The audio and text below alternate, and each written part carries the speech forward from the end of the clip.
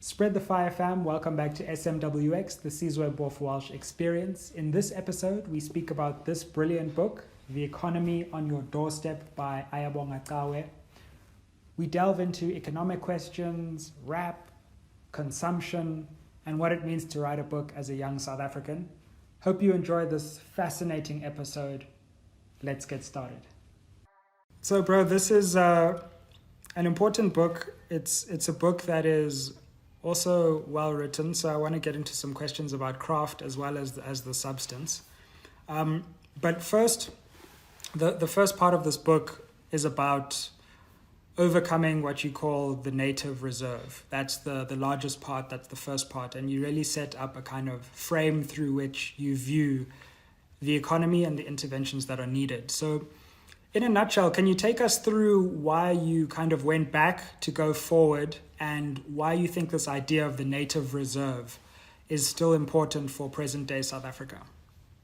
Political economy became something very important to try and understand, who I am, where I came from, and the economic reality of those places that I've experienced and interacted with. So in a sense, this book is really about places I know, places I grew up around, and using those as an entry point to a systemic inquiry about not only the economic evolution of those places, but also the life processes that are embedded in that economic and social change.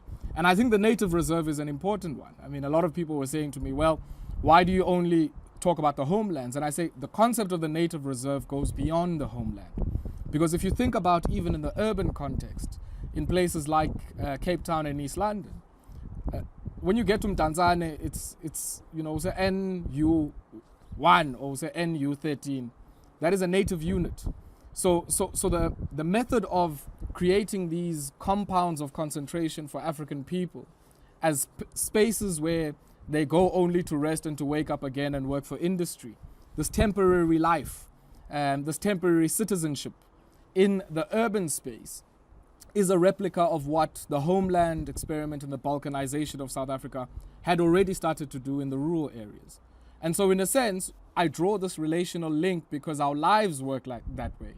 I come from a village, on your way to Dordrecht, it's part of the sort of Lady Frere area. And it's a matter of course, traditionally every generation at a certain age, you go to Johannesburg or Cape Town. So in a sense, the sociological existence of those people creates that relational link between the urban and the rural in very meaningful ways for capital accumulation in South Africa. So that's my starting point. And that's why I want to understand the economy on my doorstep as a window and an entry point into a more systemic inquiry around how we resolve what I call, the messy tasks of the South African Revolution. And those messy tasks are primarily, in this phase of that revolution, economic.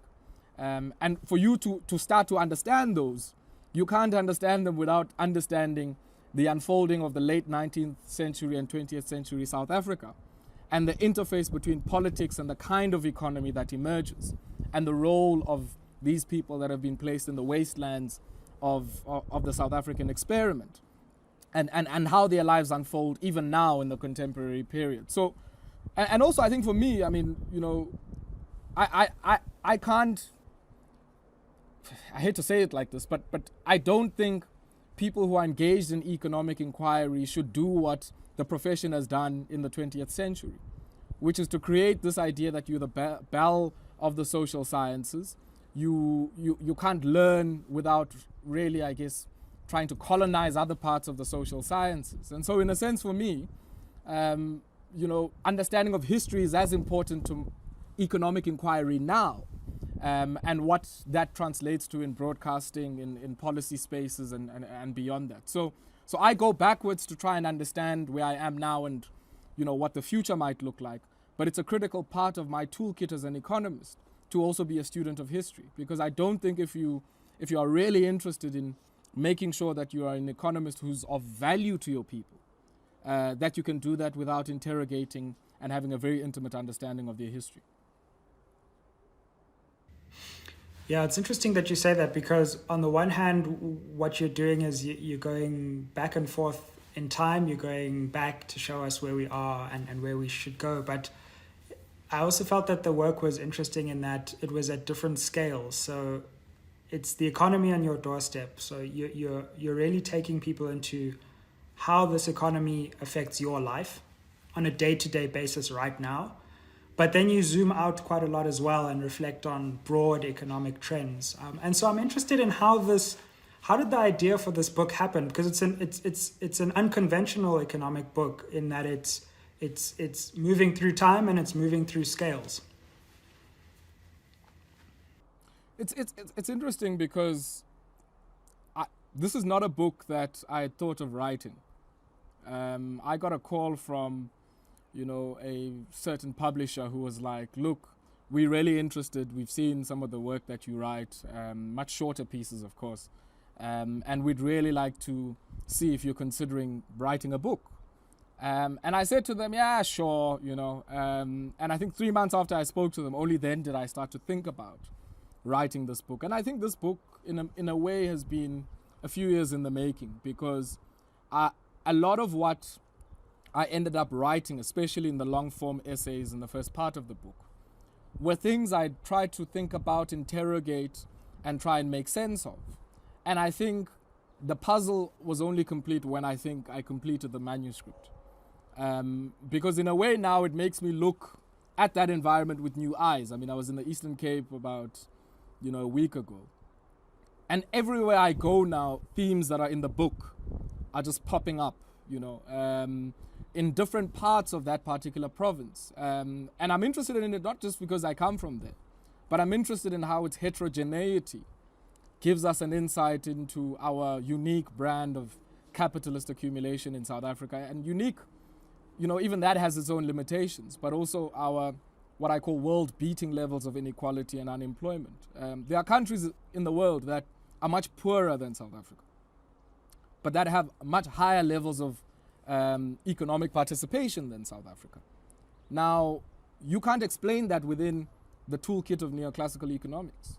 You're going to have to go to your history. You're going to have to go to the archive. You're going to have to go, to the historic and oral archive of our people, from an economic and even a political perspective, to be able to uncover how policy, that's not divine action. That was the outcome of intentional policy to take away the economic and livelihood alternatives of African people so that they can come to the mill, to the farm, to the factory, out of a desperation that allows you to pay them even subsistence wages. And that's how the system accumulates. That's how its profit motive accumulates over space and time. And I say that's the foundational habit, and it's a habit, we are yet to break out of. It's a habit, to which we are prone to recurrent relapse. And I think the current moment we're in now, with austerity, with, struggles around, for instance, the national minimum wage and how capital is responding to that, are indicative of the fact that those old ghosts do not rest. The sense that you can still accumulate on the basis of the South African formation being one that shifts all the costs of creating successive generations of the workforce to the township, to the village. And capital has no, capital externalizes that cost in order to accumulate and to maximize profit. But in a sense, what it does is create multi-generational psychosocial and economic trauma. Absolutely. And on that note, later in part 1, you've got this interesting essay on Kaundenzumtu. Sure. And you talk about how in the present economy, the way to overcome some of those psychosocial and economic afflictions is through consumption. So we almost try, particularly as people who are racialized as black, to consume our way out of the problems into which we've been, and the corners into which we've been placed. Firstly, you must be the only person who's ever put Big Zulu into an economics book. And Kanye, and Kanye, for that matter. I just want to read this section quickly for the viewers, because my goodness, I never thought I'd see this, but it's just it's testament to the innovation of this book. So you say, in the music we listen to, Big Zulu's pursuit of imali eningi, a lot of money, is not unrelated to the immediate link between such money and immediate consumption. Or what Kanye West in a 2004 song, All Falls Down, suggested was the impulse to buy a lot of clothes when we don't really need them. Things we buy to cover up what's inside. Because they make us hate ourselves and love their wealth. So, like, take us through that and how consumption is working today in a way that kind of hits people's psychosocial situation. Yeah. You know, it's so interesting, Sizwe. I mean, I'm a hip hop head, you know, and I think hip hop was able to explain a lot of things in my life, especially as a teenager, where what I was learning at home or even learning at school couldn't fill that gap, you know. But I'm also very conscious that music and popular culture is also able to transmit certain messages that are in line with, I guess, whatever, you know, psychosocial compulsions are out there in the society. And so for me, it was about saying these things are not unrelated. We have to draw the connections between these different things. So if I come back to the history, you must remember that. So I grew up in Queenstown. Queenstown is in the Republic of South Africa at the time. On the sort of, I would say, the eastern side of Queenstown, you have the Republic of the Transkei becomes independent in 1976. On the other side, you've got the Ciskei, which, you know, becomes independent a few years later.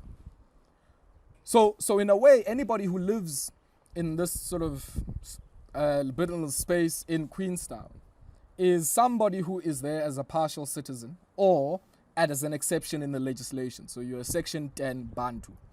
And that's Section 10 of a certain act. I think it was a Bantu Urban Authorities Act or something like that. Now, that's the same act that clears the way for the removal of Sophiatown and effectively clearing of the black spaces in the urban or peri-urban parts of the South African society. But what it does is that it creates a very visceral attachment between one's legitimacy and citizenship in space and participation in the wage economy. So you can't live in Mlungisi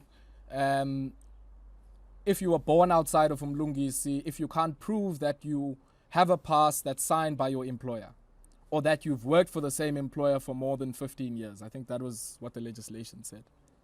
Now that already, at a very deep level, creates in the mindset of the African people this intimate link between participation in the wage economy and the consumption that allows for, and notions of citizenship and worth. And you then get to a paradox of the current moment where you have crisis levels of unemployment even higher than what we had during apartheid in some cases, in a society that has the kind of lumpen patriarchy that you see and all of the other issues that come with it, where your worth is determined by what you have and what you consume, in a society where the majority of people don't have the avenues to be able to get the cash that allows them that kind of consumption. So it creates this societal angst in a way, and a very burning contradiction, where you've got, in a society of mass unemployment, a lingering mindset that says your worth, your legitimacy, and even your citizenship as a person is based on your participation in wage labor and what you can consume. And I argue that in the post-apartheid period, you've had a redistributive project whose distributional consequence hasn't touched on the profit share. And one of the ways that has occurred is through the functional mechanism of credit. So if you look at credit extension over what are called now in hindsight, the periods of growth in the South African economy, that consumptive-led growth boom that accompanied the commodity boom around the 2000s, where people say, Thabo Mbeki was growing the economy. There's a lot of other conjunctural factors that fit into that. But what it does at the level of the African household is that it creates, in a context of a lack of meaningful economic realignment of the society, it creates this notion of a freedom in consumption. So your freedom now is you are free to go to the same Mr. Price that the madam used to go to, that you might not have been allowed to go to. But in a way, it's a freedom that feeds a financializing capitalism under specific conditions in the South African economy, and does so in a context where there's a stagnant wage share of national income. We then become shocked, oh, but the economy was growing, but we became a more unequal society. Well, you became a more unequal society because what happened in that consumptive boom was that it was consumption and a redistribution of resources without touching on the profit share that was in a way funneled through the functional mechanism of credit. And that's why the NCR comes in 2008, because you start to see this mechanism is running away, but you also see globally that finance capitalism reaches a crisis point. One of many crisis points, of course, but in that particular sense, it's a crisis point that intersects with the project of creating a black middle class in the first instance, through procurement, through state hiring decisions. It also intersects with this process of the expansion of social security. And you start to see this process where bigger and bigger proportions of household income in the native reserve are financed through social transfers. And I'm saying we've been reckless in not being able to say, how do we channel that type of consumption that is facilitated through intentional state policy in ways that reindustrialize our economy? So every month, if you go and watch, at a post office or even at a SASA queue in a mall, if you would do a time lapse there, so I like doing this kind of stuff. If you would do a time lapse, you would be able to map out that one-way traffic. So I go and stand there at 6 a.m. in the morning. I collect my money at the ATM or whatever. I go straight to ShopRite or Boxer superstores. In a moment when your mainstream food system is run by what I would say in political terms is your class enemy. But you're hungry, so yeah, go and buy. But my issue is that you don't resolve that by saying now, Sizwe, go and create another supermarket. Because the market structure will chuck you out as soon as you start. But what you do is you say, let us create a cashless component in the improvement of that grant. So if our plan for the next 5 years is that we want to go to a universal basic income, let's start with a hybrid approach that says, Sizwe, you will get a voucher, say it's 900 Rand. You will get a 450 Rand voucher as part of this universal basic income. But you can only go and spend it at the municipal market that sources its stuff from the land reform beneficiary, that sources its stuff from the food garden at the back of the church in the community. So that we begin to shift our spaces away from just being spaces, to look after the old and the young, and to prepare those who are going to the labor market, who come back when they're sick and come back to die. So how do we produce in our own spaces, in these townships and in these rural areas? But you're not going to do that if you don't catalyze that by creating a market for those producers before they even put the first seed in the ground. No, that's fascinating, and just almost turning the consumptive tendencies of the economy to our own benefit. I mean, if they're going to be there for the foreseeable future, we might as well use them, right? Instead of squandering them. But I think on that, Sizwe, there's also a question mark. And, a lot of the people who bought the book, I would say are elites, people like you and me who are, probably not the atypical type of person who is still in the native reserve. Of course, we touch by it in meaningful ways. Sure. But it's also a criticism of the national aspiration and agenda of this class that has been created. We don't have one. So it's then unsurprising that when somebody goes, they get a tender, they make a killing, the first thing they do is to go to a dealership in Sandton. Well, what's really interesting to me is actually the intersection of politics and rap music at that moment, because there are two classes of people who aspire to this consumerist lifestyle, right? It's the politicians who are speaking with two mouths, like a revolutionary rhetoric and then driving what they're driving and all of that. But then there are the rap artists who are like, no, you know what? I'm just going to live. I'm going to speak and live the ideal. And it's really fascinating to me the role that these two figures play in contemporary South Africa with this consumptive economic model. And I think, for me, even in hip hop, as much or as important as the political space, there is this question of a conceptual and ideological integrity So being able to, yes, this idea, a lot of people say, ANC, walk left, talk right. Talk left, walk right. I think that's the characterization. And I think in the public mindset, there is that perception of leaders in the society, irrespective of the political camp they come from, that a politician or somebody who is a musician or somebody who, works around people must be allowed to accumulate in a very crass manner. Now, I don't know. I don't know about that, because my reading of most post-colonial experiences is that there is a need, especially in the Asian experience, you see this sense of a generational sacrifice at the point of transition. Now, sacrifice insofar as saying there must be certain societally placed limits to accumulation and the consumption of that accumulation. Now, people might say, but now you're curtailing our freedom to spend whatever. Yeah, that's fine. Go spend whatever. But it can't be that is left to market forces alone to determine.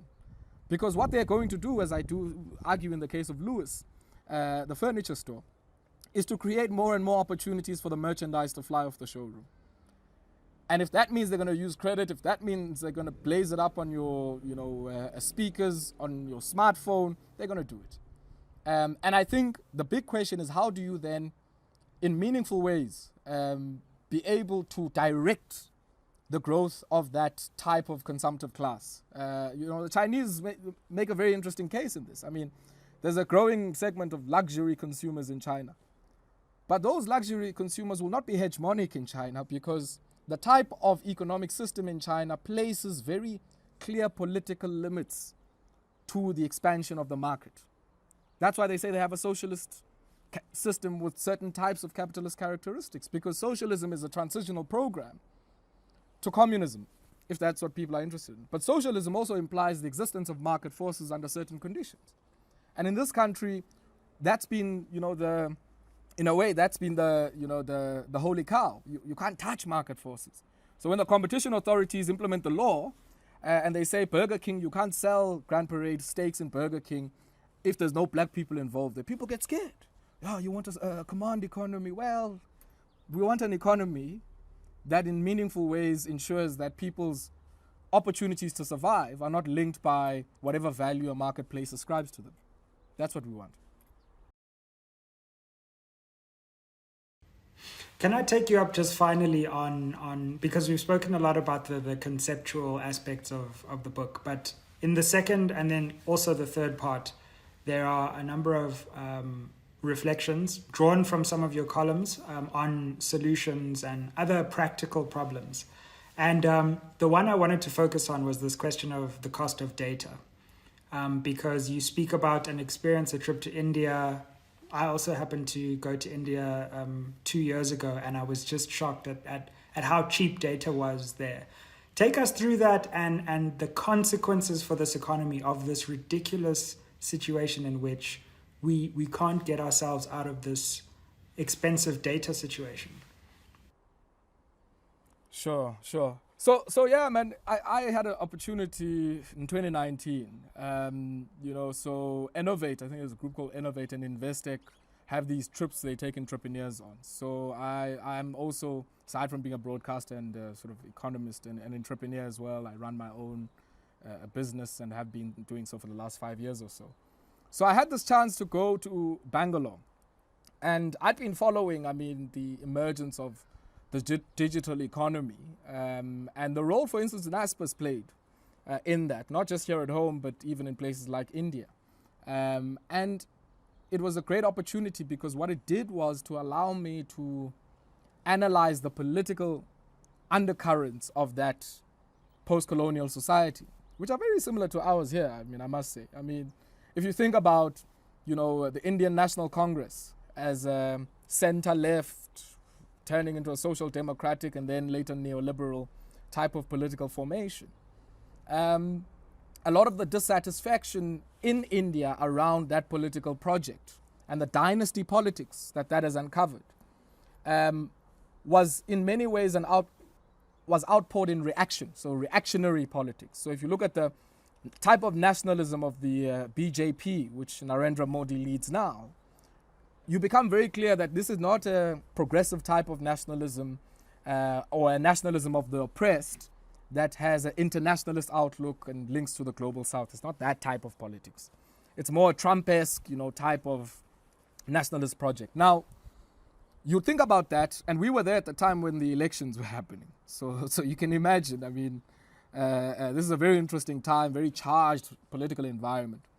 But we then go to anything from film studios to Flipkart, which was at some stage owned by Naspers, and they sold it, which has become now one of the biggest e-commerce platforms in that country.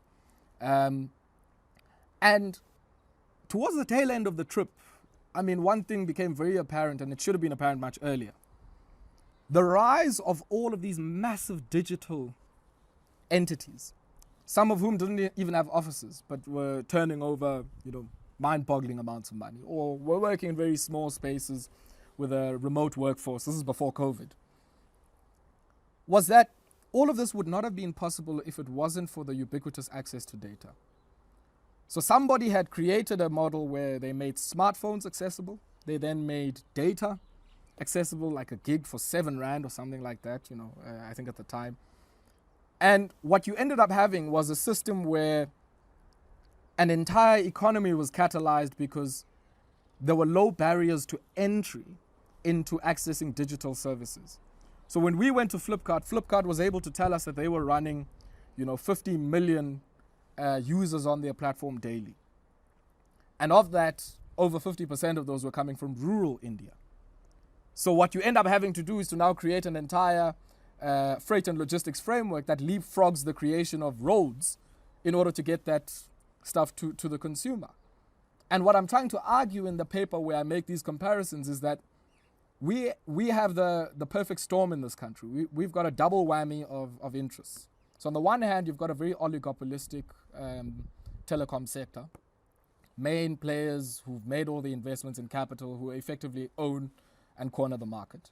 You then also have a regulatory framework that in many ways is yet still to catch up with how technology changes, even how you do regulation. So this idea that you can run a bill through Parliament and hope for 3 years maybe that you'll get something at the end doesn't lend itself to the pace of change of exponential and lead technologies. And you're then stuck in the middle of that as the consumer. So one of the ways that, in a practical sense, and maybe this might come up in the next book, is that we then decided to go and get a license from ICASA in 2019. And we asked ICASA for a license for one of the districts there in the Eastern Cape. And we said, what would it mean for us to create Wi-Fi hotspots in this area where people are buying 1 gigabyte of data for more than 100 Rand? And we then flipped that on it and said, here's a component of Wi-Fi that's free, and here's a component where you can get a token for 10 Rand for 1 gigabyte. Will this in any way lead to downward pressure, as the economic training would say, on the costs of data? So it goes back to the same reservation wage argument.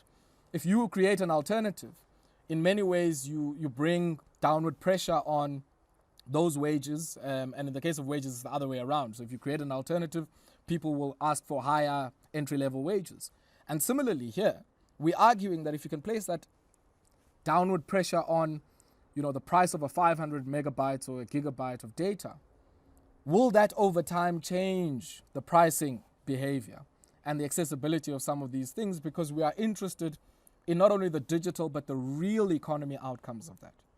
The person who now had a bakkie, who now is interested in a courier operation, rather than making that bakkie stand in the sun the whole time while it depreciates.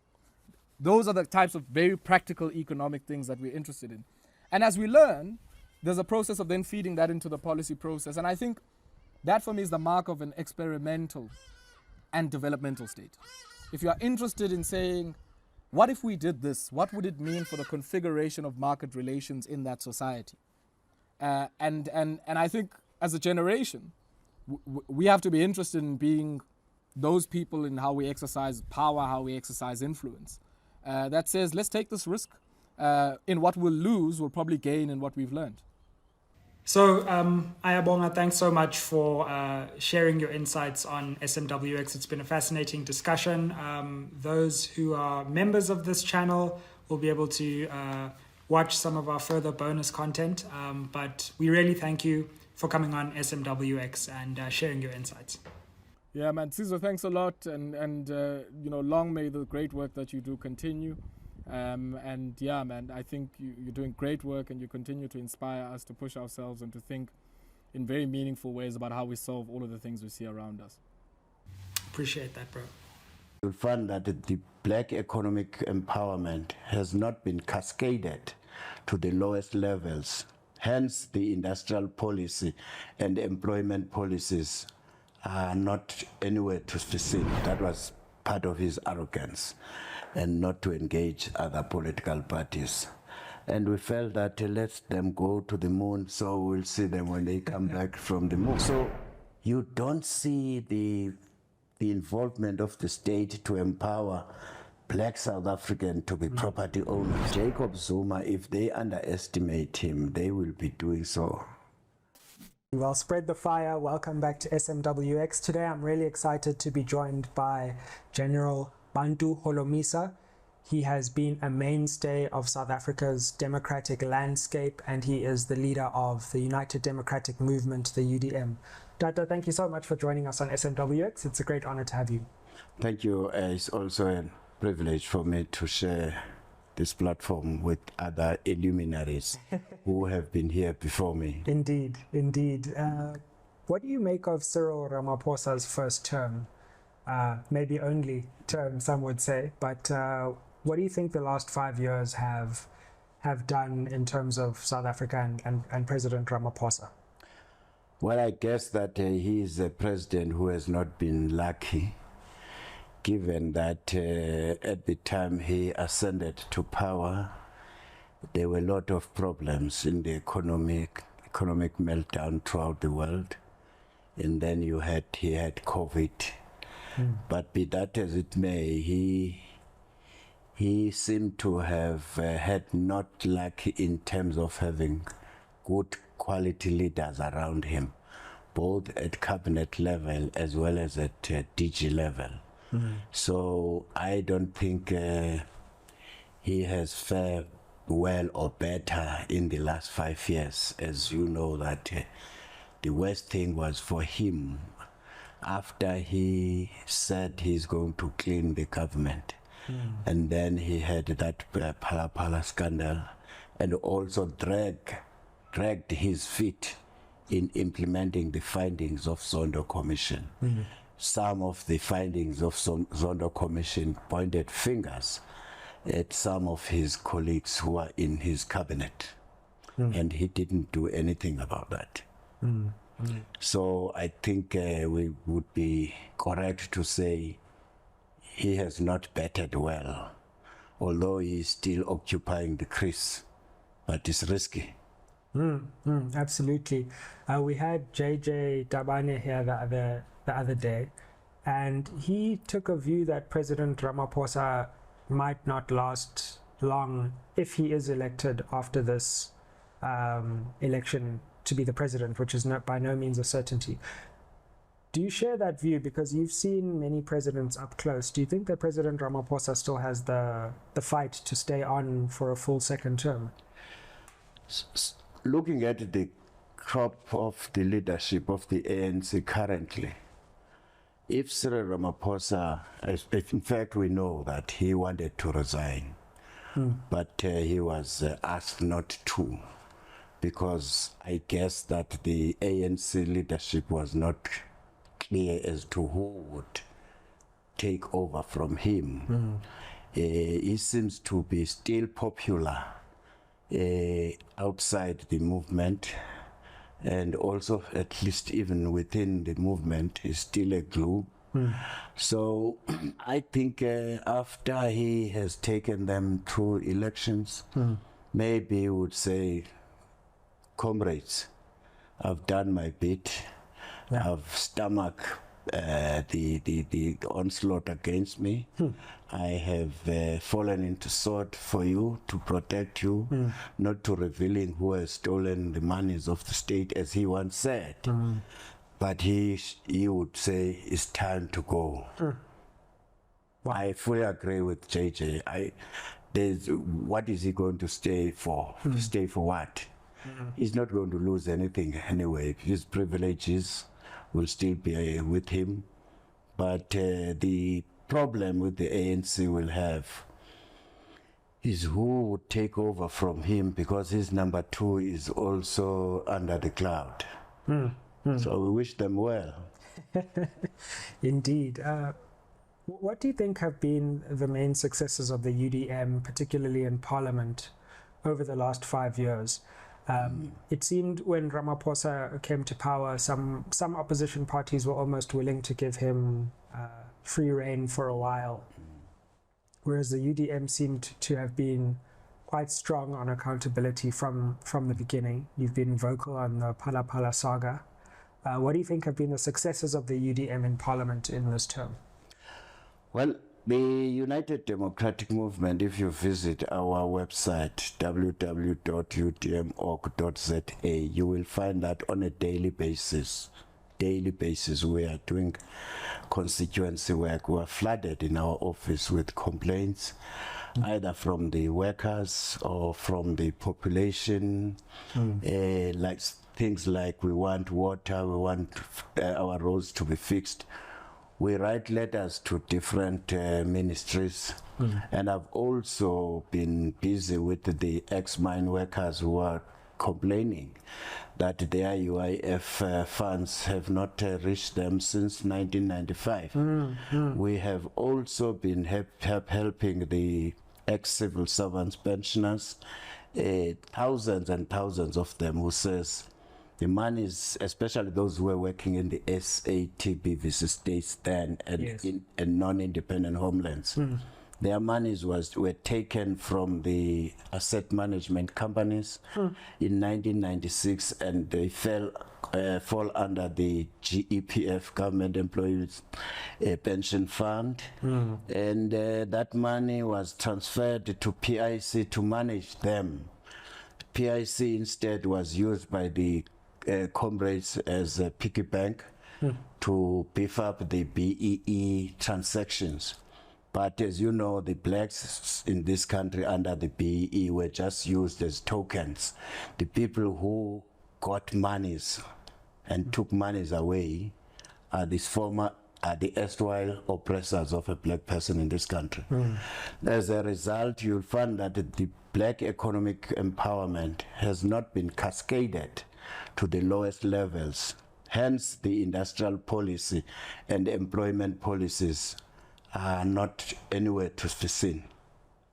Absolutely. And, you know, I think of your voice in a number of committees over the last 5 years. The impeachment of the public protector, where you went against the ANC-DA line. Talk about that and what you learned from that process, and why you were prepared to break away, because I'm sure the ANC and the DA approached you and said, you know, can we have you on board? But you went against that line. Well, we went against that line precisely because we saw that President was abusing his powers and that there was a clear conflict of interest. You wouldn't expect a president who is under investigation by the so-called independent public protector to say, I'm going to suspend you for investigating me. That was the bottom line. Sure. So procedurally speaking, he was out of order. Substantively, then he should have allowed maybe his deputy to handle that and stand aside and go and argue his case in Parliament. This is when we would hear substantive argument from the president. So far, that was a clear abuse of power. So I will never support the president who is going to do that. And where to on Phala from here in Parliament? If elected back into Parliament, what kind of steps would you be taking to keep that issue alive? The Phala issue is still alive and it will continue to be alive. The best way to do would be if we have a multi-party democracy or a coalition government, as there are indications. In fact, I think there is a general consensus, sufficient consensus, that we may have a coalition government. In that case, all the cases which Zondo Commission's findings have pointed out and other related corrupt activities like Phala, we will have to clean and draw a line and say we are starting from this, from here, from now on. The cases which are not clear must be handled by the law enforcement agencies and the NPA. The issue of Phala has not been finalized. As you know, the law enforcement agencies are still yet to make pronouncement. The Reserve Bank, we have heard them, the Public Protector, we have heard them, but the police, the Hawks and NPA are still silent. Maybe they are waiting for the elections. The chances are that there is a prima facie evidence, but they don't want to pronounce. In terms of the opposition side of the ledger, you haven't joined the so-called Moonshot Pact, which turned into the multi-party charter. Did the DA approach you for that? Yes, they did, but we said no. We are unable to participate at the present moment. And what was the thinking behind? The thinking behind was that for Steenhuisen to go to his national conference and just announce this without having engaged other parties, we thought that he was arrogant enough that was part of his arrogance, and not to engage other political parties. And we felt that let them go to the moon, so we'll see them when they come back from the moon. But in terms of working with political parties in South Africa, I've never hesitated to work with any political parties. You will recall that in 2016, after the local government elections, I coordinated the parties in the opposition and compared the numbers. Hence, we managed to push the ANC out of the big metros. And I'm willing to work with everybody, even after the elections. If there's talk of coalitions, it will not be about positions for myself or for the members of the UTM, but we want to table our manifesto and see whether we cannot integrate these manifestos so that every constituency is represented and we start delivering. And as you speak about coalitions, what do you think are the different scenarios that could play themselves out? In particular, I'm quite interested in this suggestion of a government of national unity, possibly, which would bring all parties together or many parties together, as opposed to just a collection that has 50 plus one. How likely do you think that kind of proposal would be, and do you think it would be feasible? I wish that the one-party dominance it has come to an end after these elections, because we've seen that it breeds corruption. Even if the ANC were to win, if I was them, I would still pursue the concept of government of national unity and say in the last 30 years we have been found wanting, when it comes to get talent or deploy the human resources we have in this country, and we are rich in human resources. But this thing of being partisan and only look at your comrades to do work. If, for instance, let me make an example. You have this mayor, for instance, let's say a mayor in Cape Town.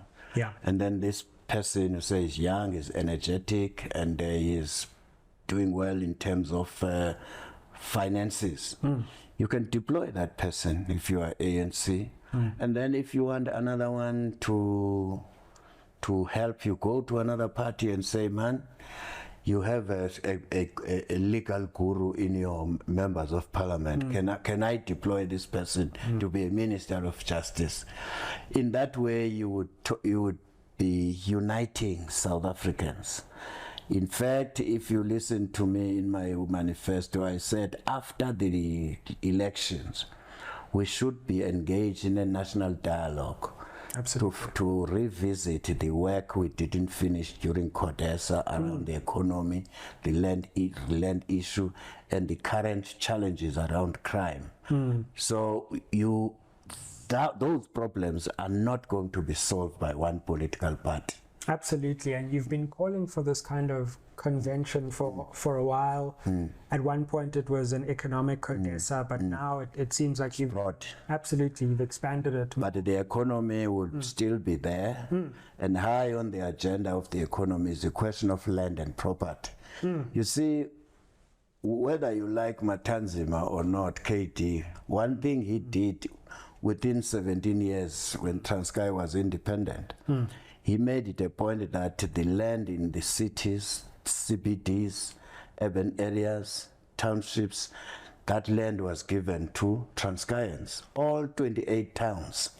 But now when you see that there is a neo-colonialism of a special kind, where you see the Pakistanis reversing the gains of those people who were empowered on land and property. And then you look at what we are doing what we have done in the last 30 years. You can go down Johannesburg town or Sentin and ask whose building is this? Belongs to Van Tonder. Where is he? He's in Canada. This one, Van der Merwe, where is he? He's in Australia. But why is he not maintaining this building? You only pay rent. So you don't see the involvement of the state to empower black South Africans to be property owners. You know, I think it's such an important idea that you're putting on the table. And, you know, one's never sure of the maturity and the wisdom of the political class broadly defined. But if we could just put everything aside for 5 years and just revisit, like you say, some of our fundamental assumptions. Look at the Constitution, of course, keep the parts that are working. Yes. Look at some of the other parts that aren't. Look at the structures of government, the spheres. Look at some of the key economic arrangements, and just a government of national unity to sit back and say, this is the focus in the next 24 months, 5 years. And then you put time frames where there's a need to inject capital. Then you discuss and say, what are our priorities? Where are we going to get this money from? And in that way, it can work. But in terms of revisiting the Constitution, our Constitution has never been cast in stone. So it is the responsibility of Parliament and the population of South Africa to always review. At one stage, we once had a review in a constitutional review committee in Parliament. So I don't think we need to wear this straitjacket all the time. There's a time to review. If, for instance, we say, let us look at the sunset clauses. Are they still relevant? Are they still there? If they are not relevant, what should we be doing? Right now, we're talking about the youth, whose future is not clear because they are not getting jobs, they are not doing anything. And that is linked to industrial and employment policies, which are absent. Minister Patel in the Department of Trade and Industry has been on holiday there for almost 15 years. Sure. Yet we should be looking at what the Afrikaners did when they ascended to power some decades ago and start saying, when are we going to change the direction? Because so far we have been saying the youth must go and study, and after they finish their studies, they must go and look for the jobs. instead of looking at them to be future entrepreneurs, future wealth creators, future people who are going to employ many in this country. For the black South Africans, 60 million or over of them to be queuing to get jobs from companies which are managed by 3 million white population doesn't make sense. In the last 30 years, we did not invest in our own people. Black economic empowerment was instead, it has made whites to be more richer. Thanks for watching SMWX. Before we get back to the episode, I just wanted to let you know the 4 ways that you can help support this channel if you want to see us growing bigger and better to keep you more entertained and informed. The first way is you can invite me to speak at your company, your school, your institution. You'll see the contact details down below. The second way is that you can become a member of this channel. Become a member, or you can give us a thanks. You'll see there's like a heart with a $sign in the ribbon below this video. Buy me and the team some coffee for this episode. The third way you can get involved is you can advertise on the channel. Now, I'd much rather the community of viewers would be advertisers on this channel than me going out to people who don't really know about SMWX and trying to explain it to them. So if you're a viewer and you have a business and you want to partner and you love this platform, let's partner on this channel. And then finally, you can buy merchandise, you can buy books. All this is in the description down below. Now let's get back to the episode. So in terms of the proposal for a government of national unity, have you thought further about what that would look like? Because there are many different models. Yeah. Well, I think the party which has received the most votes after the elections, if there is no outright winner, should be given an opportunity to invite other parties and start discussing that. And it will need maturity from whoever is leading that process. Yeah. And also apply a principle of non-partisan in approaching it. And but that leader would have to discipline his cadres first, to say, let us put the interest of the country first, as opposed to say, I campaigned so much, I put a lot of my resources, I need a position and so on. That mentality must go. But without saying you are abandoning your philosophy and your manifesto, it will still dominate. But what I like about South Africa today, the problems which are facing South Africa are common in all these political parties. You talk about poverty. Poverty is poverty. You are not going to give it another name. But you are going to differ on modalities, how to solve it. The crime and so on, unemployment. So I think what we saw at the beginning in 1994 is that model can be copied, and making it a point that at least you get quality cabinet ministers, and also that you don't allow a politician to poke his or her nose in the allocation of tenders. A person who is going to do that should be shown the door, because the role of a political leader in government is to do an oversight, but not to usurp the powers of the accounting officers, which are directors general. Let's come on to some of the proposals that you're raising in your manifesto, because as we speak, you've recently launched your manifesto. I think in terms of just the immediate challenges facing the country, the problem of load shedding is uppermost in the minds of South Africans. Unlike some other manifestos, you've put load shedding front and center in your manifesto. Take us through what the UDM feels is the right path to get us out of this devastating crisis. Firstly, you cannot easily come up with a solution if you are outside. You have to be in government and understand and get a briefing as to what is happening. If I were to be in government tomorrow, the first thing I would do, I would call the national security people and say to them, can you brief the cabinet of this new government as to what is happening at Eskom? Because ANC has lied many times to the people of this country. One thing is certain, there is a problem which we are not being told as to what is it exactly. Thirdly, if you cannot have the equipment to solve the problem, or solutions to solve the solution to reverse the crisis, there is no harm in inviting or approaching countries whom we have signed bilateral agreements, who are experts or running bigger electrification systems, to come and do an evaluation and tell you exactly what are the challenges facing South Africa. From there, you would come up with a plan from an informed position. Currently, you are told the electricity, the reason why there's load shedding is because coal is wet. Following day, the engine and the plants at such and such a place are not serviceable. But we all know that 38 billion rands was siphoned out by Hitachi and Chancellor House of the ANC. Monies which were supposed to build Mekdupi and Kusile.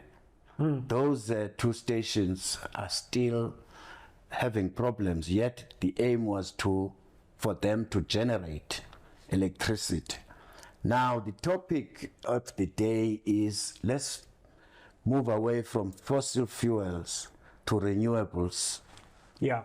That is another challenge because it's going to lead us to rearrange the budget, which was intended to address the backlogs and imbalances of the past. If you are talking about transmissions only, from renewable plants, you transmit to municipalities for distribution. That is going to need trillions of rands. Where are we going to get that money from? So I would suggest instead that let's approach the United Nations body, which is responsible for the climate change and so on, and say to them, given that South Africa was hit by sanctions and our technology is still lagging far behind for about 20 years, why don't you give us a space, firstly, to address and agree on what kind of energy policy this country wants to have? I'm sure that body can listen to the case of South Africa. And the important thing is that, look, we don't have money to quickly move to this place, to this era of renewables. You are not saying you are against it, but we want to make sure. The labor is complaining already that if we quickly move away from using coal, we might lose jobs. As a result, we see that the plants which were closed down have reduced the generation of electricity.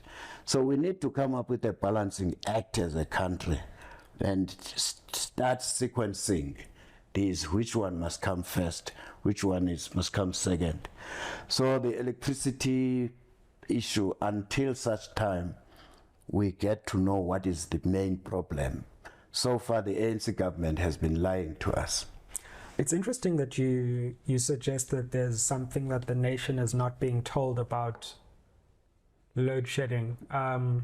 What leads you to that doubt? Well, you remember even the current president was tasked by President Zuma to head the war room of Eskom.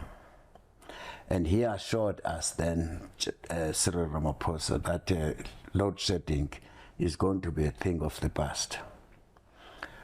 And many times, balulas of this world, they also make noises to say by this month, and people gave them chance. Oh yes, it's going to be solved. But now you find that big companies and the would-be investors are shunning South Africa because there's no guarantee for energy policy.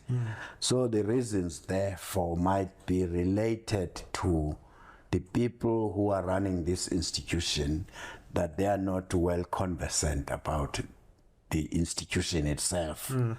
So there are a lot. Others might argue and say, this is intended for the people who wants to make money through renewable energy system. But I would argue strong also still that the government of South Africa must look at an energy mix.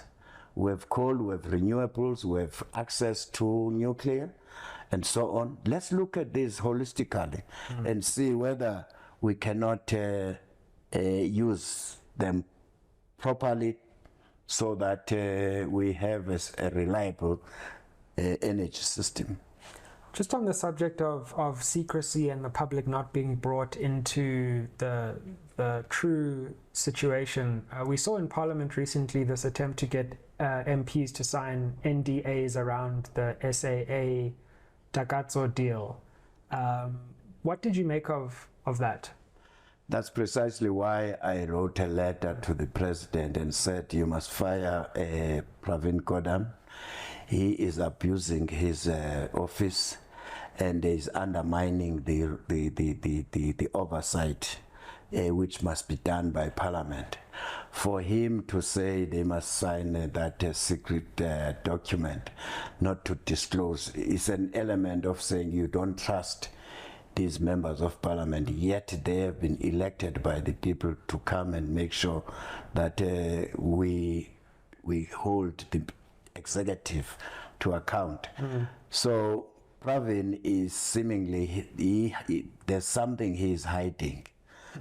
And I was surprised that he chose that company, because some of the partners of that of Takatso were fingered by the Madlanga Commission during the time of the investigation on PIC. So for him to insist that this company must be given this tender without opening it for others to come forward, and these people, they have not delivered, they don't have money.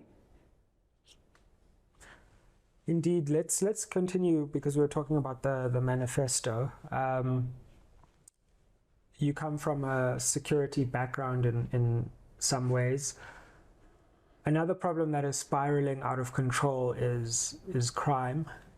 I believe we're at a 20-year high of violent crime in the country at the moment.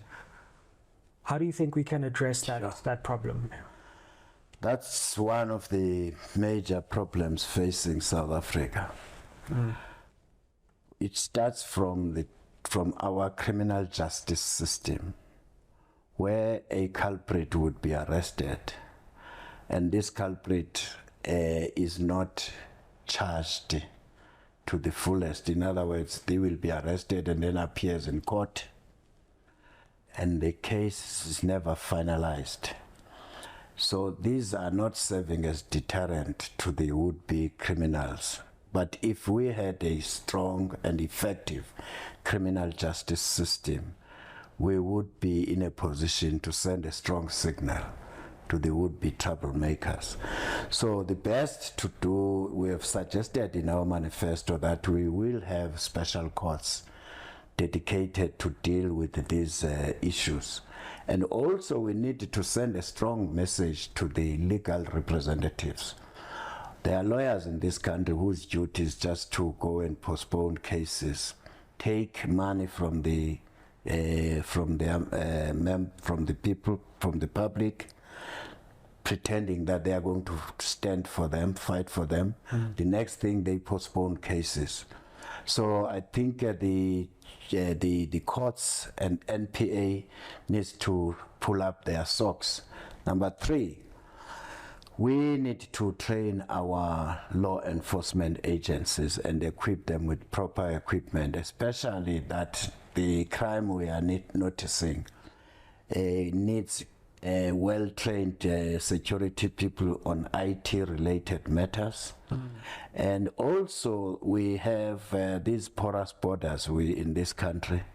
Maybe it would be a good idea, as we have said in the manifesto, that we need to have a summit with the SADC countries to talk about closing ranks when it comes to fighting crime, because it is in the interest of everyone. South Africa is accommodating a lot of people from Southern Africa. They are working here. Some are bringing skills in South Africa. But if a South African is going to steal from Zimbabwe and run and hide here, or you hijack people in South Africa and you take their vehicles across the borders, if we have such an arrangement, I'm sure we will be in a position to eliminate all these bank heists you see, because 9 out of 10 times, almost all of them are involving the foreign people from neighboring countries. Sure, absolutely. It's an interesting time in our country in terms of all that seems to be going wrong at once. We've seen unemployment has increased, as I said, crime, the fight against corruption. I often wonder, what's the point of claiming you're going to fight corruption when we can't, as you say, bring normal small-scale criminals to book, never mind the big political fish.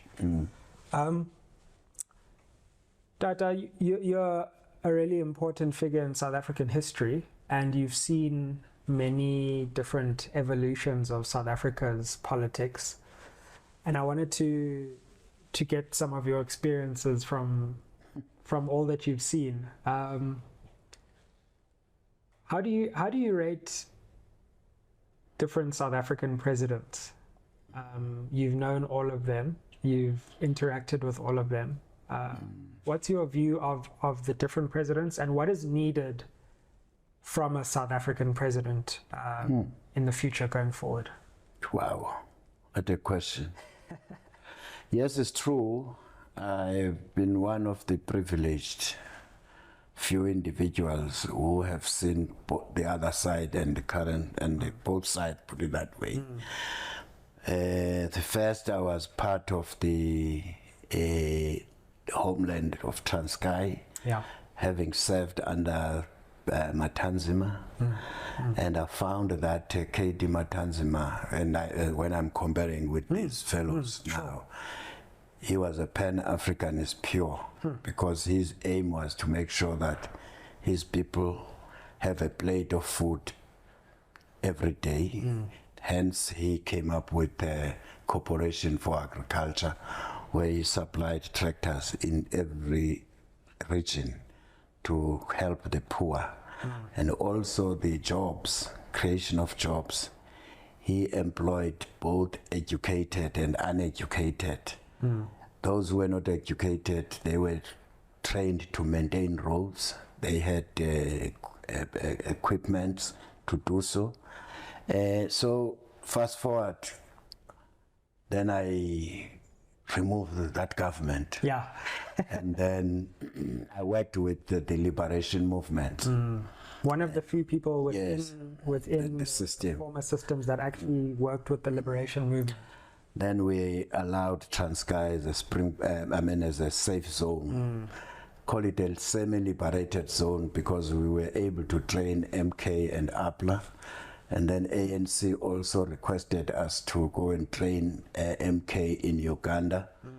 And we allowed the ANC to a free movement in the area. But at the same time, we had an opportunity to send our own people, troops, and education planners to different countries on the help of the ANC at the time. And then we worked with the ANC in the 90s when Mandela was released. And it was good to be close to him in particular, because we learned that he is a father figure whose aim is for the people first. They must enjoy the freedom. And Thabo Mbeki was more of a craftsman. He is the person who put the institutions we have in place, Constitutional Court, Chapter 9 institutions, and the selection of the people which he selected, and were good people, judges, and so on. But unfortunately, I think the ANC made a mistake by ending his tenure in the manner in which they did, because other people, the bureaucracy he trained, followed him. Other people went to business and said, all right, if you treat this person like this, we are not going to be part of this. Others went to form COPE and so on. So Zuma struggled then to replace and brought new team to continue from where Bheki left off. Well, and a few days or few weeks, it was too much of a gentleman. He didn't do anything anyway. And then you had some Sholozi, and then you had Cyril. I don't think they have survived from the Polokwane saga. Sure. I think it has cost the country, unfortunately, this infighting. So it's very difficult to assess these two after Mandela and Mbeki. President Zuma is different though, because he was decisive. If a minister is messing up, he would take a decision. Unfortunately, Cyril tends to be a fence-sitter, a laissez-faire leader who doesn't want to upset or to be seen to be harsh on other people. As a leader, you can't satisfy everybody. Unfortunately, that thing has cost him. Classical example here is Zondo Commission's report. Very clear. He should have immediately said, comrades, we don't have to be worried about a person who is implicated. He or she must step aside, because if we expel you from the cabinet, that individual is not going to take us to CCMA. We have no contract with him. Balance of probabilities is sufficient enough to say, go, and then you continue. That principle, and a strong principle from him, or approach, I don't see it in him. You mentioned former President Jacob Zuma, and I wonder what your reading is of the formation of the MK party now, because it's quite a moment, as you say. You know, you take Polokwane as this fundamental moment in our politics, and actually we're still seeing its effects now with former President Zuma actually breaking formally with the ANC, at least for this election. What are your thoughts on that decision? Well, that is a split. The ANC is it's a split of the ANC. We can't give it another name. And Zuma has got a national footprint as well. It's like the same as the EFF. When EFF was established, they expelled the entire executive, and immediately Tutu and his colleagues said we are going to have a party. It was immediately a national footprint. Jacob Zuma, if they underestimate him, they will be doing so at their own peril. He seems to be loved by the people.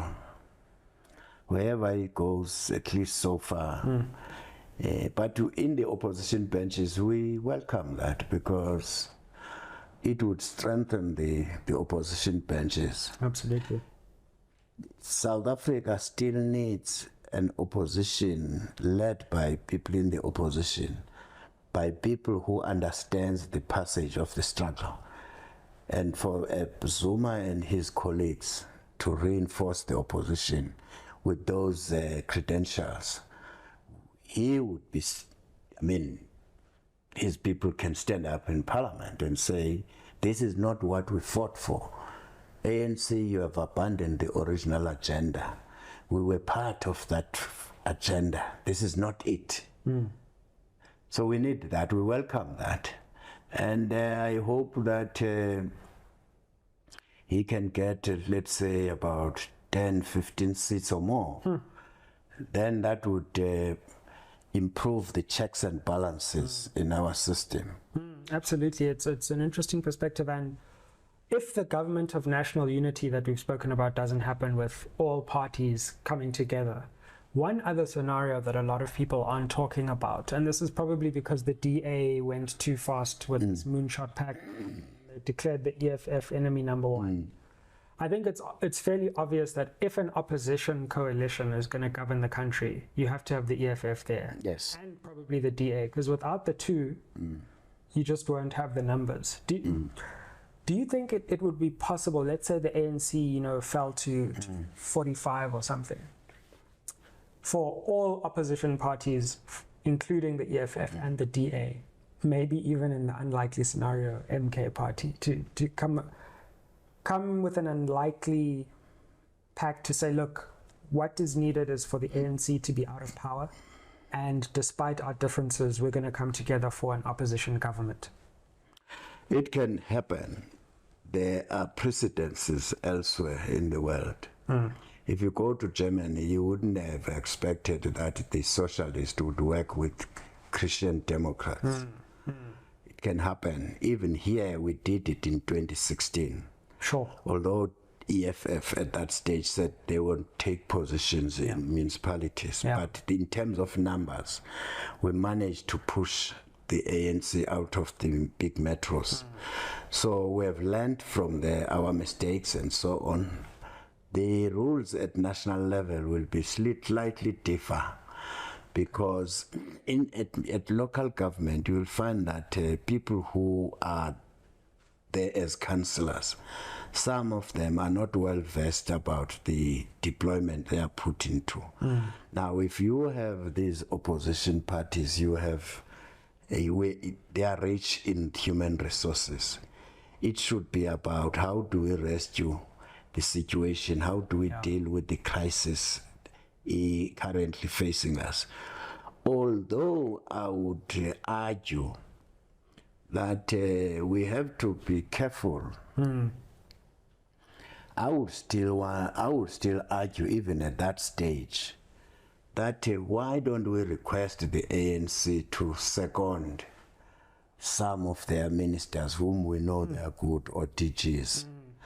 In that way, you would make sure that ANC will not revert back to destabilizing the country at national level, as they've done in the local government. You remember that when we pushed them out, they even have a circulated a paper or a circular to say they must destabilize this local government, and they have succeeded in doing so. Absolutely. So that opposition coalition would need to find ways of bringing in ANC allies. Yes. Could I ask you to end, Data, how you reflect on the way you were in some ways pushed out for speaking out against corruption at a very early time in ANC history? It seems like you were the first of those who spoke out and got punished for it. How do you look back on that today? Because apparently former President Mandela was very disappointed in the way that you were treated when you were pushed out of the ANC at that time. How do you reflect on that key moment in your life and career? Well, I think the ANC overreacted, or when I mentioned the name Sol Kesner, they panicked beyond comprehension, precisely because at that stage some of them were bankrolled by Sol Kesner. Sol Kesner donated 2 million rands to them. When I went to the TRC, I went there to ask the commissioners of the TRC to compensate the families of the then Transkei Defence Force soldiers who were killed in an abortive coup occasioned or supported by Pretoria to remove us because FW de Klerk wanted that region for elections. but he saw us as an obstacle. And then I made a reference to the word corruption, that the reason why these soldiers were killed in an abortive coup is because we entered into power to clean corruption in Transkei. And I mentioned the 2 million bribed to the entire cabinet in exchange for exclusive gambling rights. And I said each minister received 50,000. Then I listed the names.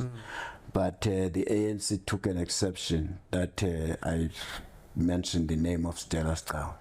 I said, this is known in Transkei. Maybe you were all in exile. You pretend as if this, we just took over power. We stated the reason. Even Stella Skau knew why she was removed. And then they said they are going to discipline me. I remember Matiba phoned me in the same evening, says he's seeing on TV that Kadas, Mal and other members are saying they are going to discipline me for accusing Stella. I said, no, I was just referring to a historical event. In fact, my testimony I gave Peggy and Matiba 3 weeks before I went to TRC. And then when he said I must apologize, then he can convince his leadership not to take action against me. I said, no, over my dead body. This is a matter which has happened, and as a matter of principle, I cannot. But if this will cause you problems, Matiba, being in your cabinet, please, you can remove me tomorrow. But there will never be an apology on this one. And then later I was removed in the cabinet and then sent to the DC.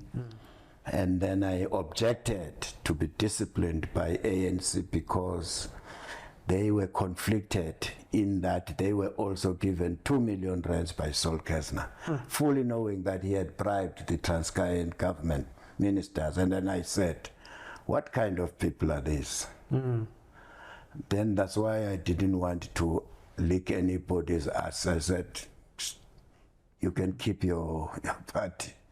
So actually this idea of capture goes a long way back. Yes. Long time ago. Well, General Bantu Holomisa, thank you so much for joining us on SMWX. It was a joy and a pleasure to have you, and we wish you all the best in the future going forward. Thank you, man. Nice meeting you again. Yeah. Yes. The pleasure was ours. Thank you.